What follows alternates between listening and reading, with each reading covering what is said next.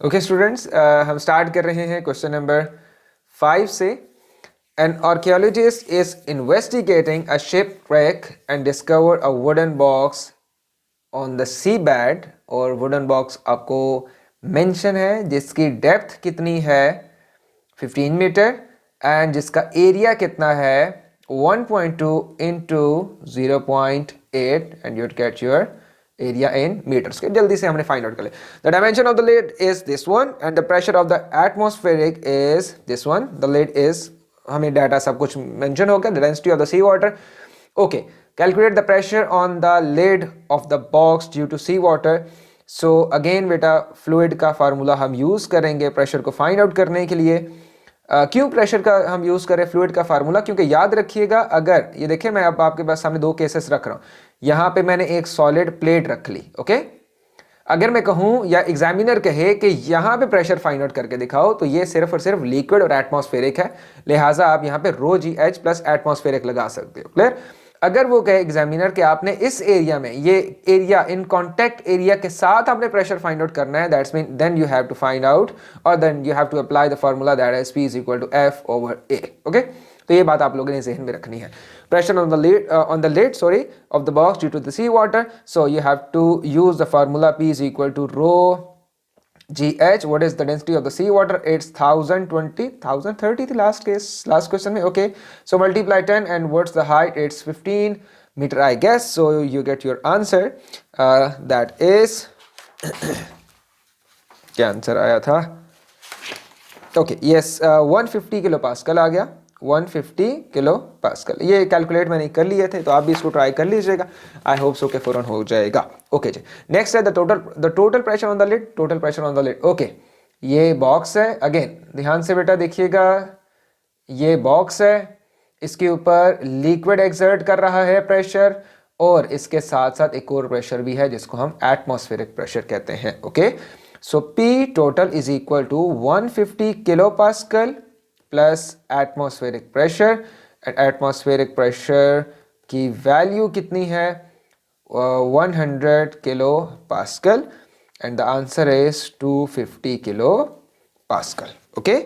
सो next question की तरफ चलते हैं। The downward force that the total pressure produces on the lid. Force find out करनी, obviously pressure deal करता है एरिया से, प्रेशर डील करता है फोर्स से। सो अगर आपने प्रेशर फाइंड आउट कर लिया है तो ये तो आई गेस कि आपके लिए मुश्किल बात नहीं होगी, क्योंकि pressure is force per unit area. So if you have to find out the force, you have to cross multi pressure multiply area. But what about the area? It's pressure will be 250 123 Pascal multiply what is area? Area is 1.2 multiply 0.8. so if you multiply you get your desired result, that is 240,000 Newton. Okay, in the next part the force needed to open the lid is not equal to the value calculated in A part 3. okay, suggest the two reasons for this. कहता है ये जो force find out की है आपने, जब हम ये फोर्स लगाते हैं लिड के ऊपर उसको ओपन करने के लिए, तो वो ओपन नहीं होता। क्या पॉसिबिलिटीज हो सकती हैं कि आप ये फोर्स लगा भी रहे हो उसके बावजूद लिड ओपन नहीं हो रही? ओके, सो पहली पॉसिबिलिटी हम मेंशन कर देते हैं। पहली पॉसिबिलिटी क्या होगी, जरा ध्यान से बेटा देखिएगा। अगर मैं यहाँ पे आपको ये डायग्राम दोबारा दिखाऊं, ये जरा दोबारा देखिएगा इसको, ओके। आप प्रेशर कितना अप्लाई कर रहे हो, सॉरी फोर्स कितनी अप्लाई कर रहे हो इसको ऊपर करने के लिए? 240,000। बट ये इनफ नहीं है। क्यों इनफ नहीं है?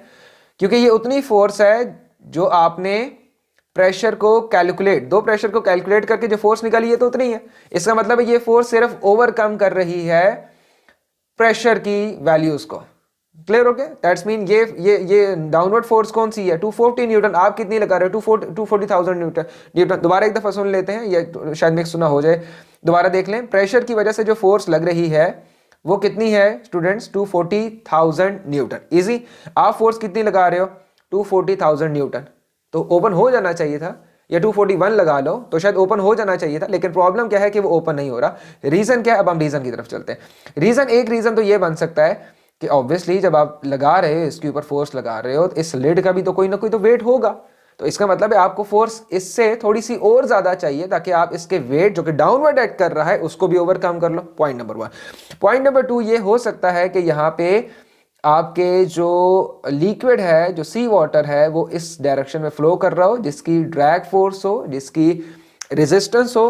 तो आप जब फोर्स लगाओ तो उल्टा ये जो ड्रैग फोर्स है ये उसको नीचे की तरफ प्रेस करे, हो सकता है, ये भी पॉसिबिलिटी बन सकती है। तीसरी पॉसिबिलिटी क्या है, ये जो हिंजेस हैं यहाँ पे फ्रिक्शन बहुत ज्यादा हो इन स्पोर्ट पे, जिसकी वजह से एक और मैटर है कि जिसकी वजह से आपके पास फोर्स इनफ नहीं होगी इस लिड को ओपन करने के लिए। लास्ट पॉसिबिलिटी क्या है, आपने इनमें से कोई सी भी कितनी लिखनी है, कोई सी भी 2 लिख लेनी। क्लियर हो गया। लास्ट पॉसिबिलिटी बेटा क्या है, और लास्ट पॉसिबिलिटी ये है कि हो सकता है अंदर का ये पॉसिबिलिटी है, शायद ऐसा हो कि अंदर का जो प्रेशर है, इनसाइड प्रेशर, वो ज्यादा हो प्रेशर आउटसाइड के। आप कहेंगे सर ये कैसे पॉसिबल है, इनसाइड का प्रेशर कैसे ज्यादा हो सकता है बाहर के प्रेशर से, सॉरी इनसाइड प्रेशर जो है वो कम हो, सॉरी मेरी मिस्टेक, इनसाइड प्रेशर जो है वो कम हो बाहर के प्रेशर से। उससे क्या होगा कि अंदर अगर प्रेशर कम होगा, बाहर के प्रेशर क्या होगा, ज्यादा होगा, तो एक एक्स्ट्रा फोर्स भी लगती रहेगी कंटिन्यूसली, इसको क्या करने के लिए, लिड को क्लोज करवाने के लिए। क्लियर हो गया, ठीक है। ओके सो दोबारा सुन ले, ये आपने बहुत ज़्यादा देखा होगा ये केस, बहुत डिफरेंट जगह आप देखते हो कि जैसे ही आप इनसाइड प्रेशर क्या करते हो, कम करते हो, आउटसाइड प्रेशर ज़्यादा करते हो, चीज़ें कंप्रेस होती हैं। क्लियर हो गया, हमने इस पूरे चैप्टर में ये पढ़ा था, ठीक है। सो आप देख लीजिएगा, इसमें हम रीजंस लिखते हैं कि सबसे पहले क्या रीज़न हो सकती है जी, वेट ऑफ द लिड का वेट होगा, दैट्स मीन आपको फोर्स इतनी ज़्यादा अप्लाई करनी पड़ेगी कि वो वेट को ओवरकम कर ले। क्लियर हो गया। नेक्स्ट पॉइंट हम लिख लेते हैं, हम 4 पॉइंट लिख लेते हैं, इसमें से आपने कोई से भी 2 लिख लेने हैं। ड्रैग फोर्स होगी वाटर, तो आपने इतना ही फोर्स अप्लाई करनी है जो कि ड्रैग फोर्स को भी क्या कर दे, ओवरकम कर दे। नेक्स्ट फोर्स क्या, आपके पास फ्रिक्शनल फोर्स होगी या फ्रिक्शन होगी, फ्रिक्शन ऑफ हिंजेस कर लेते हैं हम, ठीक है। वो जो हिंजेस है जो कि उसके दरमियान फॉर एग्जांपल रस्टिंग हुई हुई है, क्रोजन का फैक्टर है जिसकी वजह से वो अच्छी तरह ओपन नहीं हो रहा। और एक और फैक्टर हम लिख लेते हैं कि इनसाइड प्रेशर इज लोअर, तो उससे भी क्या होगा, आपको डिफिकल्टी फील होगी ओपन करने के लिए। अगेन मार्किंग स्कीम से मैंने आंसर अटैच कर दिए हैं, एग्जामिनर रिपोर्ट से एनालिसिस मैंने अटैच कर दिया है, ये ज़रूर पढ़िएगा। अगेन आपको बहुत सी चीज़ें इसमें से पता चलेंगी कि कहाँ कहाँ जो स्टूडेंट्स है वो मिस्टेक करते हैं, कहाँ कहाँ आपने मिस्टेक नहीं करनी। सो आई होप सो कि ये चीज़ आपके लिए बेनिफिशियल रहेगी। ओके जी, क्वेश्चन नंबर 6 स्टार्ट करते हैं हम। Shows a mercury barometer correctly set up to measure the atmospheric pressure in mmHg। mmHg pressure का यूनिट ही होता है, जिस तरह पास्कल यूनिट होता है, एटमॉस्फेरिक ATM यूनिट होता है, इसी तरह mmHg भी प्रेशर का यूनिट है। What is the space label P? कहता है अगर बिल्कुल सेटअप करेक्टली यहाँ पे सब कुछ अटैच हुआ है, असेंबल हुआ है, तो यहाँ पे बताइए कि प्रेशर कितना होगा। सो यहाँ पे प्रेशर होगा आपके पास वैक्यूम होगा। सो प्रेशर आपके पास कितना हो गया, 0 हो गया। क्लियर हो गया। What is in the space, that's mean vacuum है। सो प्रेशर 0 हो गया, दैट्स मीन कि यहाँ पे क्या है, वैक्यूम है। ओके सो ये आपने जल्दी से यहाँ पे हम लिख लेते हैं वैक्यूम। ओके नेक्स्ट क्वेश्चन में क्या कह रहा है, mark carefully the length which gives the atmospheric pressure. Okay so बेटा आपने वाटर की सरफेस से यहां से आपने एक लाइन लगानी है और वाटर की सरफेस से आपने यहां लाइन लगा देनी। तो आप लेंथ कहां से देखते हो, बैरोमीटर की यहां से देखते हो और वाटर सरफेस की यहां से देखते हो। ये बात भूलिएगा नहीं, काम आएगी। Okay The tube containing mercury is pushed further down into the dish. See what happens if anything to the vertical distance between the mercury surface in the tube and the mercury surface in the dish. तो again बात ये topic मैंने पढ़ाया था mercury barometer का, last lecture है जिसमें मैंने काफ़ी डिटेल से समझाया था कि जब भी हम हाई एटमॉस्फेरिक लेवल पे चले जाएं, लो एटमॉस्फेरिक लेवल पे चले जाएं, तो वैसे ये जो वैल्यूज हैं बैरोमीटर के ऊपर ये चेंज होती हैं। लेकिन अगर आप क्या कर दो कि इसको किसी तरह उस ट्यूब को अंदर डिप करने की कोशिश करो, तो ये जो 76 सेंटीमीटर है मर्करी कॉलम की, ये मेंटेन रहती है, ये चेंज नहीं होती। वो लेक्चर बेटा देख लीजिएगा, उसमें काफ़ी डिटेल से मैंने आपको समझाया हुआ, ठीक है। ये चेंज नहीं होगी, ये 76 mmHg 760 mmHg रहेगी, ठीक है, मिलीमीटर रहेगी, क्लियर, या 76 सेंटीमीटर रहेगी। ओके तो होगा क्या, होगा ये कि अगर आप उसको क्या करोगे, और उसको पुश डाउन करोगे, सो level mercury level will remain the same. Okay हो गया। इसको एक दफ़ा देखिएगा, आंसर की से भी आप लोगों ने मैच कर लेना। आई होप सो कि आपको वही कॉन्सेप्ट मिल जाएगा जो कि मैंने लेक्चर में आपको समझाया था। एग्जामिनर रिपोर्ट भी देखनी है आप लोगों ने। Another barometer is set up incorrectly and the space contains some air which exert pressure equivalent to 15 mmHg. The true atmospheric pressure is 760 mmHg. Calculate the reading of atmospheric pressure given by the barometer. हो क्या रहा है बेटा, जरा ध्यान दीजिएगा। ये आपके पास सेटअप है पूरा, ये मरकरी, ये आपने क्या लगाई हुई है, वो एक ट्यूब लगा दी। क्लियर? पहले कहां तक था, जरा ध्यान से देखिएगा। पहले यहां तक था क्या, मरकरी बैरोमीटर का लेवल, और वो कितना था, फॉर एग्जांपल 760 था या 76 सेंटीमीटर था। ओके, अब यहां क्या हुआ कि जो अनदर बैरोमीटर है वो उसको थोड़ा सा सही तरह असेंबल नहीं किया गया। दैट्स मीन कि यहां पे क्या आ गई, वो कह रहा है यहां पे थोड़ी सी एयर आ गई। ओके, अब हो क्या रहा है, ये जो एयर आई है ऑब्वियसली ये डाउनवर्ड प्रेशर एक्सर्ट करेगी। क्लियर? और ये कितना प्रेशर एक्सर्ट करेगी, which exert a pressure equivalent to 15 mmHg। और ये उतना ही प्रेशर एक्सर्ट करेगी जितना एक मरकरी कॉलम के अंदर 15 mm मरकरी अप्लाई करता है डाउनवर्ड। एयर कितना अप्लाई कर रही है, 15 mmHg, इक्विवेलेंट टू 15 mmHg। कि अगर मैं किसी मरकरी में 15 mm के अंदर मरकरी लूं और ये मरकरी डाउनवर्ड जितना प्रेशर एक्सर्ट कर रहा होगा, प्रेशर डाउनवर्ड जितना एक्सर्ट कर रहा होगा, उतना ही इसी टाइम ये एयर कर रही है जितना 15 mm मरकरी करेगा डाउनवर्ड। क्लियर? क्या मतलब निकला, मतलब ये निकला कि पहले अगर बेटा लेवल इतना था 760, अब कितना हो जाएगा, 15 माइनस कर दो, 15 नीचे आ जाएगा, सिंपल सी बात होगी। सो हम क्या करेंगे, 760 minus 15, so what's the answer, it will be 745 mmHg. okay, it's simple. okay ji, next part की तरफ जाते हैं हम। okay, the tube is now pushed down into the dish, so the volume of the space is reduced. okay, कहता है आपने कहाँ तक लेवल मेंटेन कर लिया है, आपने 15 mmHg जो प्रेशर है वो अब उस बैरोमीटर की ट्यूब में एक्सर्ट हो गया क्योंकि आपने करेक्टली असेंबल नहीं किया। अब क्या हुआ कि अगर आप ट्यूब को पुश करते हो into the dish, so the volume of the space is reduced from 12 से रिड्यूस होकर कहाँ आ जाती है, 4 पे आ जाती है। क्या चीज, वॉल्यूम। क्लियर? कहता है calculate the new reading of the atmospheric pressure.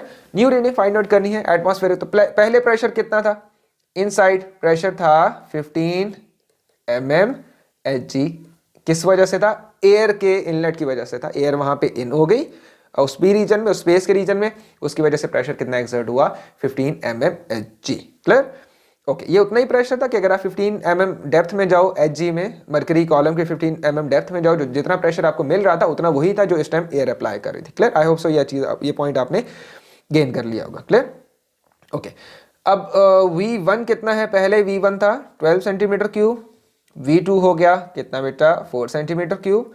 आपने क्या फाइंड आउट करना है, P2 की वैल्यू को फाइंड आउट करना है। Okay, calculate the new reading of the atmospheric pressure given by the barometer. Okay, हम फाइंड आउट करते हैं। ये थर्मल में फार्मूला है P1 V1 is equal to P2 V2। So if you have to find out P2 you have to arrange P1 V1 divided by V2। So what's the value of P1, 15 multiply V1, it's I guess 12 divided by 4, and I hope so you get your answer, that is P2 is equal to 45 mmHg.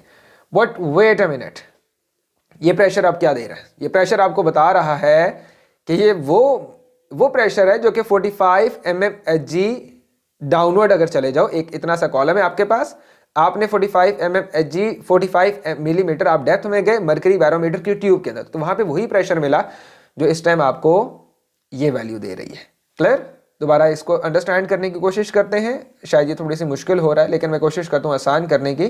ज़रा ध्यान से आप students, आप लोगों ने देखना है, पहले कितना था 760, फिर रिड्यूस हो गया कितना हो गया था 745 पे आ गया था।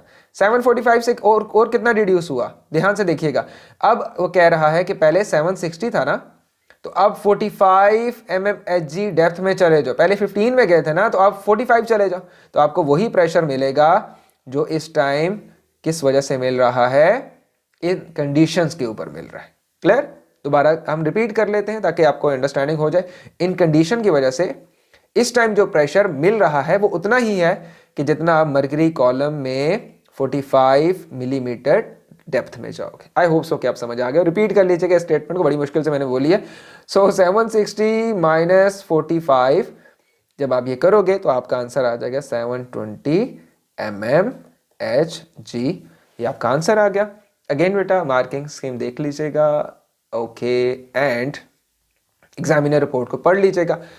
हर पार्ट आप लोगों ने पढ़ना है, अच्छे तरीके से पढ़ना है ताकि आपको ज़्यादा बेनिफिट हो जाए, आप ये सारी चीज़ें अच्छी तरह कवर कर लो। ओके, नेक्स्ट लेक्चर में हम कोशिश करते हैं कि मज़ीद 2 क्वेश्चन हम कवर कर लें। Thank you so much.